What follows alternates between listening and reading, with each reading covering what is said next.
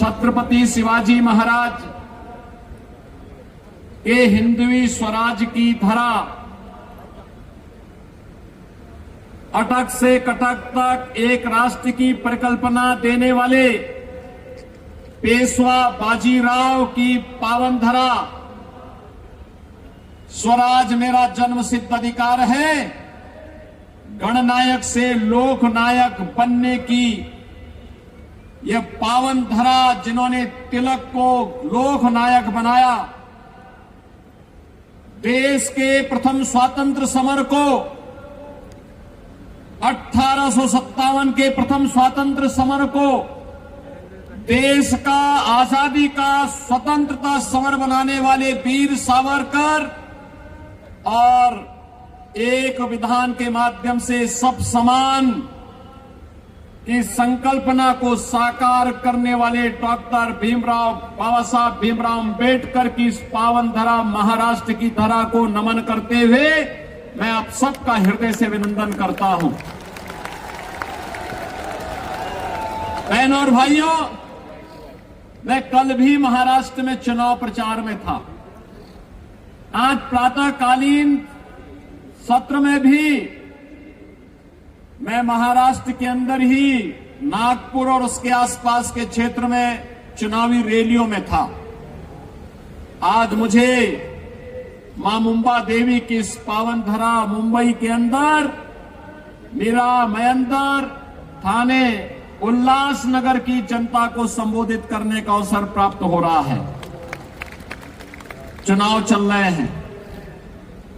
एक और दुनिया के सबसे लोकप्रिय और यशस्वी नेता प्रधानमंत्री मोदी जी के नेतृत्व में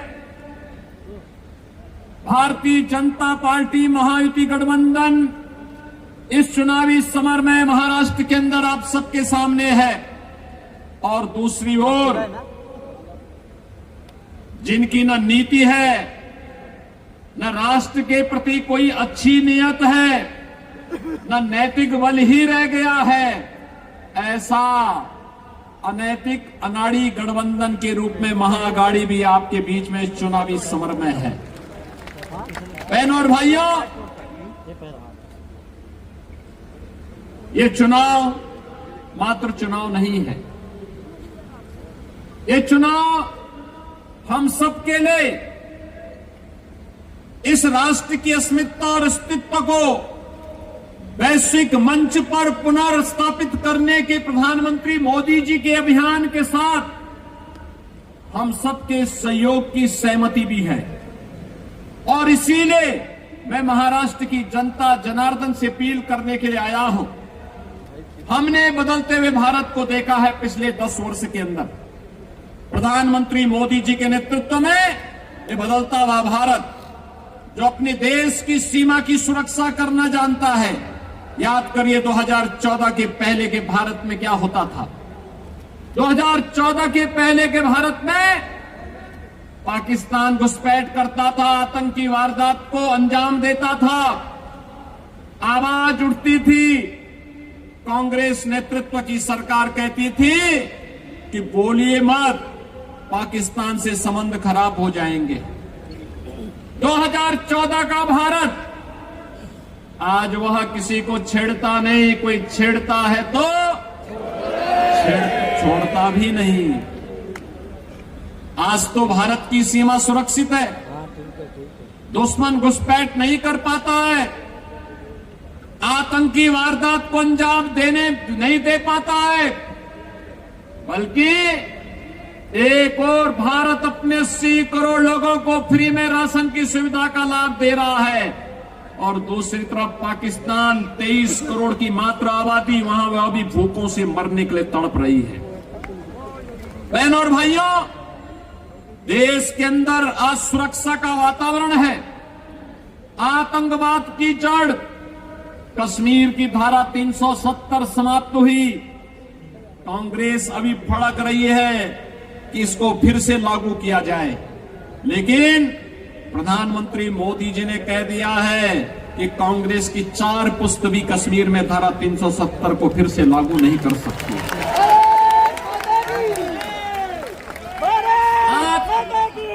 देश के अंदर वर्ल्ड क्लास इंफ्रास्ट्रक्चर बन रहा है। Highway, railway, metro, IIT, IIM, AIIMS, one district one medical college, हर घर नल की योजना जैसी योजनाएं भी लागू हो रही हैं। तो गरीबों के कल्याण के लिए भी अनेक कार्यक्रम देश के अंदर चल रहे हैं, चाहे वह पीएम आवास की योजना हो, चाहे वह आयुष्मान भारत की योजना हो, चाहे वह नौजवानों के रोजगार की योजना हो, और चाहे लाडली बहना योजना के माध्यम से हर महिला के खाते में हर महीने 2100 रुपये देने की व्यवस्था हो। यह कार्य कांग्रेस नेतृत्व की महाअघाड़ी गठबंधन की सरकार भी कर सकती थी, लेकिन उन्होंने तो कोरोना जैसी महामारी के दौरान भी कुछ नहीं किया। हाथ पे हाथ धरे बैठे रहे, खजाने को लूटते रहे, प्रदेश और देश के अंदर अराजकता का माहौल पैदा करते रहे, और उनको कांग्रेस को देश के अंदर सर्वाधिक समय तक शासन करने का अवसर मिला था। विकास, सुरक्षा, समृद्धि, सुशासन इसमें नहीं कर पाए। कम से कम अयोध्या में रामलला का मंदिर ही बना देते हैं, ये तो अभी नहीं कर पाए। जो कार्य कांग्रेस 65 वर्षों में नहीं कर पाई, भारतीय जनता पार्टी की डबल इंजन की सरकार ने मोदी जी के नेतृत्व में मात्र 2 वर्ष के अंदर उत्तर प्रदेश के अंदर भगवान राम के मंदिर का निर्माण का कार्य कराते हुए भगवान राम को फिर से अयोध्या धाम में विराजमान कर दिया। बहनों और भाइयों, मैं पूछना चाहता हूं, कांग्रेस को अगर आपकी चिंता होती, आपकी आस्था की चिंता होती, अयोध्या में राम मंदिर का निर्माण ये भी करते। 500 वर्षों की समस्या का समाधान 1947 में हो गया होता, लेकिन कांग्रेस के एजेंडे में आप कभी नहीं थे, कभी नहीं थे। कांग्रेस के एजेंडे में गरीब कभी नहीं था, नौजवान कभी नहीं था, महिलाएं कभी नहीं थी।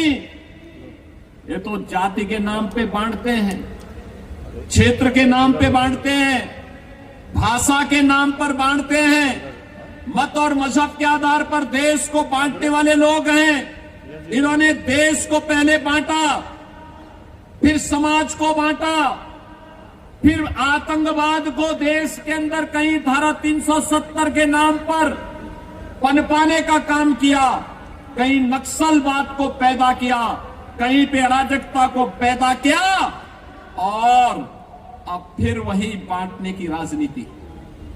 बहनों और भाइयों, मैं बार बार एक बात कहता हूं, इस देश का इतिहास गवाह है, बंटे थे तो बटे थे, बटे थे तो बटेंगे तो बटेंगे, और एक रहेंगे तो सेफ रहेंगे, एक रहेंगे सेफ रहेंगे। और यही आह्वान करने के लिए आया हूं, बंटना नहीं है, बंटना नहीं है, बटेंगे तो कटेंगे। और इसलिए एक रह करके महायुति गठबंधन के नेतृत्व में भाजपा या शिवसेना या एनसीपी के जो भी उम्मीदवार प्रधानमंत्री मोदी जी के नेतृत्व में महाराष्ट्र के अंदर इस चुनावी समर में है, उन्हें विजयी बना करके भेजना है, और महायुति की भाजपा नेतृत्व और शिवसेना एनसीपी की सरकार महाराष्ट्र के अंदर फिर से बना के लेके आना है। सहमत हैं? सभी लोग सहमत हैं? मैं उल्लासनगर के बहनों और भाइयों से भी कहना चाहूंगा कि उल्लासनगर में मुझे आना था, लेकिन नागपुर और उसके आसपास के क्षेत्रों में इतनी सभाएं थी कि मैं समय से नहीं पहुंच पाया। और मैं उनसे भी अपील करूंगा, यह समय देश को एकजुट करने का है। यह समय एक भारत श्रेष्ठ भारत की परिकल्पना को प्रधानमंत्री मोदी जी के नेतृत्व में आगे बढ़ाने का है। यह समय भारत को विकसित भारत की परिकल्पना को साकार करने का है और यह कार्य केवल और केवल भारतीय जनता पार्टी, शिवसेना, एनसीपी नेतृत्व की महायुति गठबंधन ही कर सकता है। और इसी के लिए आप सबसे मेरी अपील है, भारतीय जनता पार्टी ने मीरा महेंद्र से श्री नरेंद्र मेहता जी को अपना उम्मीदवार बना करके आपके बीच उतारा है। श्री प्रताप सरनाईक को शिवसेना उम्मीदवार के रूप में थाने मीरा महेंद्र से शिवसेना महायुति गठबंधन के उम्मीदवार के रूप में आपके बीच में उतारा गया है और उल्लासनगर से श्री कुमार उत्तम चंद एलानी को भारतीय जनता पार्टी महायुति गठबंधन के प्रत्याशी के रूप में उतारा है। इन सबको आपका आशीर्वाद प्राप्त होगा। जहां तक मेरी आवाज जा रही है, दोनों हाथ उठा करके अपना आशीर्वाद दीजिए। सभी लोग सहमत हैं?